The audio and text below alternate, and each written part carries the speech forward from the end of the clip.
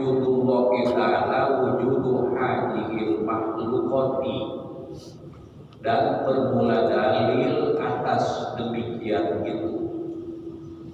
Artinya dalil adanya Allah yaitu adanya ini makhluk. Kaifiyatu tartibi iqamati dalil ala wujubi wujudi ta'ala an taqulah, dan bermula praktek menertibkan mendirikan dalil atas wajib adanya Allah Maha Tinggi Allah an taqulah, hendaklah kau katakan al-alamu minal arsy ilal farasi hadisun ay mawjudun ba'da adam.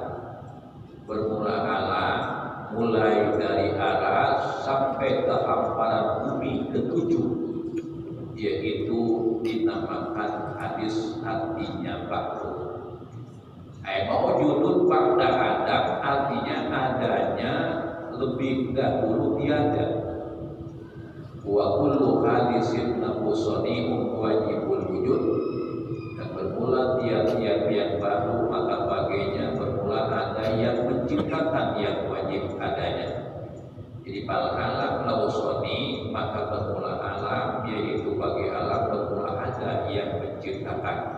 Summa qawlusoni wallahu ta'ala mustafadun min dalilil wahdaniyati, kemudian ada yang menciptakan, buaya yang menciptakan yaitu Allah Maha Tinggi Allah, yang diambil faedah daripada dalil wahdaniyah. Wa aisu wajaba lau ta'ala al-wujudu istahana itu, sekiranya wajib bagi Allah Ta'ala Maha Tinggi Allah oleh kesifatan wujud, maka mustahil atas Allah oleh lelawanan wujud. Kita kembali. Para jamaah sekalian yang sama-sama saya muliakan, mudah-mudahan dimuliakan oleh Allah Subhanahu wa Ta'ala. Pertama-tama marilah kita panjatkan puji dan syukur kehadiran Allah Subhanahu wa Ta'ala, yang mana pagi menjelang siang ini kita masih sama-sama diberikan nikmat-nikmat oleh Allah yang begitu banyak. Di antaranya nikmat sehat walafiat, juga nikmat panjang umur, dan yang tidak kalah pentingnya adalah nikmat iman dan nikmat Islam.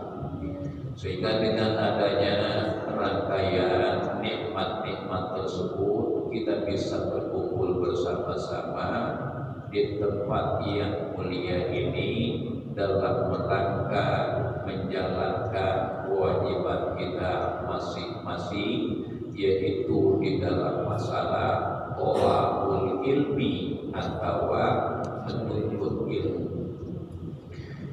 Salawat dan salam mudah-mudahan dilimpahkan pada junjungan kita Nabi besar Muhammad Sallallahu Alaihi Wasallam, pada keluarganya, pada sahabatnya, dan mudah-mudahan kita semua yang sebagai umatnya yang masih tetap setia menjalankan syariat daripada Nabi kita Muhammad Sallallahu Alaihi Wasallam mendapat syafaat di akhir kelak nanti. Amin ya rabbal alamin.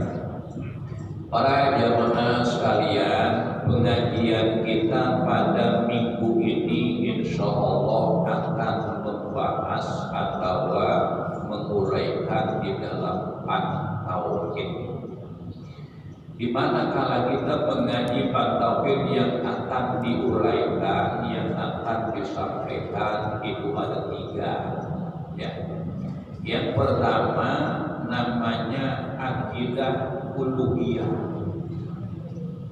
Yang kedua namanya akidah nabawiyah. Yang ketiga namanya akidah mughayabah. Saya ulangi, bila mana kita mengaji tauhid atau usul atau ilmul kalam, karena emang namanya banyak pan ini. Maka yang perlu dibahas, yang perlu diuraikan itu adalah 3. Pertama yaitu akidah uluhiyah. Kedua akidah nabawiyah. Kedua akidah nabawiyah. Yang ketiga akidah mugoyabah. Nah, sebelum kita memasuki membicarakan akidah nabawiyah dan akidah mugoyabah, maka wajib kita membicarakan yang namanya akidah uluhiyah. Kalau berbicara akidah uluhiyah ini artinya membicarakan yang wajib pada Allah, yang mustahil pada Allah, yang harus pada Allah. Lalu mana yang wajib pada Allah, mana yang mustahil pada Allah, mana yang harus pada Allah? Maka lewat pengajian ini kita akan baca bersama-sama. Ulama tauhid mengatakan di sini fayajibu bihaqihi ta'ala al-wujudu, wajib menurut akal. Jadi wajibnya di sini adalah wajib akli, ya. Karena kalau berbicara wajib itu ada yang namanya wajib akli, ada yang namanya wajib syar'i. Tanda-tandanya wajib dikatakan wajib akli atau wajib syar'i biasanya ibaratnya itu memakai yang ada di depan kalimat yajib. Kalau memang lafaz yajibu mendapati atau di depan lafaz yajibu huruf jarnya huruf jarfi seperti di sini, itu sudah barang tentu dikatakan yajibunya wajibnya wajib akli. Kalau memang lafaz yajibu menghadapi huruf jar ala, maka itu dinamakan wajibnya wajib syar'i. Seperti di sini, fayajibu bihaqqihi ta'ala al-wujudu, wajib menurut akal pada hak Allah Ta'ala itu adalah kesifatan wujud, artinya ada. Kalau kita berbicara kata ada, itu ada terbagi 3. Kalau kita berbicara mengatakan kata wujud, wujud itu ada 3. Yang pertama dinamakan wujudnya itu wujud aribi. Yang kedua namanya wujud idofi. Yang ketiga wujud hakiki atau wujud jati. Saya ulangi, kita ngajinya cek Sunda malah launan wae, santai aja gitu. Masalahnya kenapa? Karena ini semua yang ngaji, baik ibu-ibu, bapak-bapak, namanya ngajinya udah makomnya makom amalia, bukan makom tarbiyah. Jadi ada makom amalia, ada makom tarbiyah.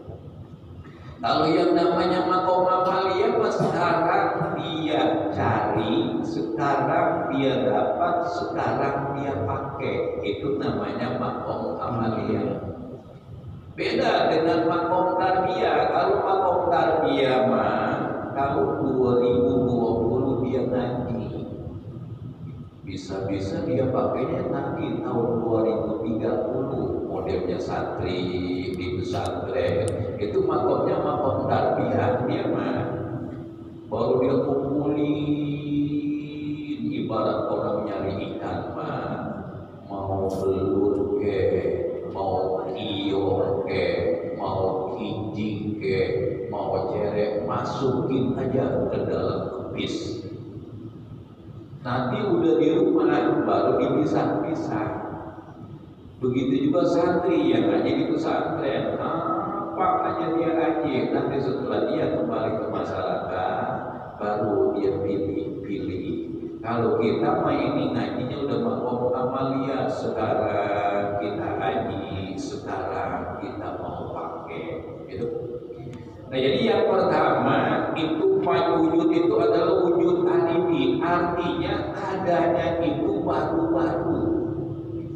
Ini model kita, ini namanya wujudnya wujud alibi di manusia ini. Yang namanya wujud alibi itu adalah mayusbaku bi adamin, diawali dengan tidak ada. So manusia kita ini awalnya kan tidak ada, ya. Kemudian diadakan oleh Allah, artinya diciptakan. Setelah lahir ke alam dunia namanya ada, atau bahasanya wujud yaitu wujud alibi. Adanya datang baru-baru, wujud alibi. Mayusbaku bi adamin, suatu kejadian yang awalnya itu tidak ada, itu namanya wujud alibi. Mau dari golongan manusia mau dari golongan alam yang namanya langit dan bumi, itu wujudnya wujud alibi, sebab diawali dengan tidak ada. Langit dan bumi dulu gak ada, kemudian diciptakan oleh Allah, berarti dia ada. Jadi adanya namanya wujudnya itu wujud alibi. Yang kedua, wujud ilofi, adanya sesuatu disenderkan dengan yang lain. Mana contohnya? Adanya bapak disenderkan dengan adanya anak. Kalau nggak ada anak, maka disebut bapak. Gitu. Adanya engkau karena adanya cucu, itu namanya wujud alibi, wujud ilofi. Nah, yang ketiga yang akan kita bicarakan ini adalah wujud hakiki atau wujud jati. Itulah wujudnya Allah. Wujudnya Allah ini merupakan adalah wujud jati, wujud hakiki. Jadi wajib aktif pada hak Allah Ta'ala kesifatan wujud jati atau wujud hakiki. Apa yang dimaksud kata wujud hakiki atau wujud jati? Malayus baku adami, sesuatu kejadian adanya itu yang tidak diawali dengan tidak ada. Kita nggak Allah Ta'ala ini wujudnya wujud jati. Wujud jati itu malayus baku adami, yang tidak diawali dengan tidak ada. Maka di sini Imam Ibrahim mengatakan alladzi la yaqbalul adama azalan wala abada. Wujud Allah Ta'ala itu yang tidak menerima tiada, artinya selalu ada, selalu ada. Azalan wa abada, baik secara azalinya dan secara abadinya.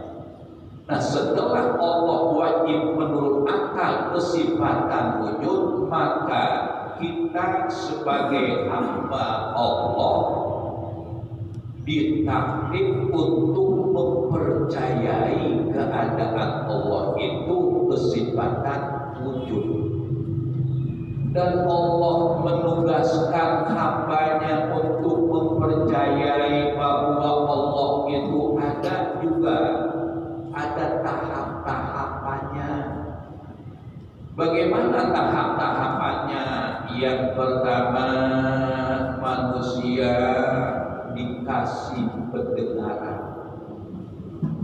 Yang kedua, manusia dikasih penglihatan. Yang ketiga, manusia dikasih akal. Setelah Allah menciptakan manusia, itu paling pertama dikasih pendengaran dulu. summa sawwahu wa nafahu wa ja'ala lakum as-sam'a wal absara wal afidata, terus la'allakum tashkurun. Setelah Allah sempurna membentuk menciptakan manusia di dalam rahim si ibunya, kemudian Allah meniupkan ruh. Setelah meniupkan ruh, kemudian diberikan pendengaran, kemudian diberikan penglihatan, kemudian diberikan hati.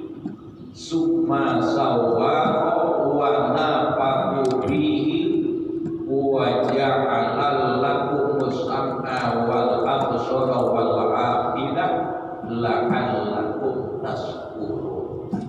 Nah, setelah manusia diberikan pendengaran di mana telinga, diberikan penglihatan di mana hati, kemudian juga diberikan penglihatan di mana mata, kemudian diberikan hati, kemudian diberikan akal, lalu Allah mengutus yang namanya seorang Rasul untuk menyampaikan tugas-tugas manusia yang harus dilakukan oleh si manusia. Nah, setelah Allah menciptakan manusia, dikasih pendengaran, dikasih penglihatan, dikasih hati, bahkan dikasih akal, kemudian Allah mengutus namanya seorang Rasul untuk menyampaikan bahwa Allah itu adalah wajib adanya. Maka andai kata kita tidak mempercayai kesemuaan yang sudah diwakilkan oleh Allah terhadap hambanya, ya maka nanti secara otomatis kita ini nggak percaya. Kalau kita nggak percaya, maka yang kita termasuknya adalah kufur.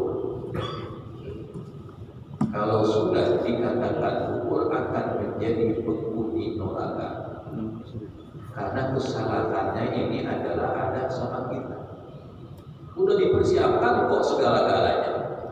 Allah sudah memberikan telinga, Allah sudah memberikan mata, Allah sudah memberikan akal. Bahkan gak tanggung-tanggung Allah mengutus seorang Rasul untuk menyampaikan hal-hal yang wajib dilakukan oleh si manusia tadi. Setelah itu, maka kita tinggal menjalankan. Apabila kita tidak mematuhi atau tidak mengamalkan, maka tuntutannya di sini akan luar biasa, yaitu yang namanya seorang kufur kalau seandainya tidak mempercayai. Jadi wajib kita mempercayai bahwa Allah itu adalah kesifatan wujud, kesifatan ada. Tentang masalah adanya Allah ini tidak ada di dalam lembaran Al-Quran yang menjelaskan sifat wujud Allah, adanya Allah. Kenapa? Karena sudah saking jelas-jelasnya Allah itu ada. Jadi Al-Quran sudah gak perlu menjelaskan lagi.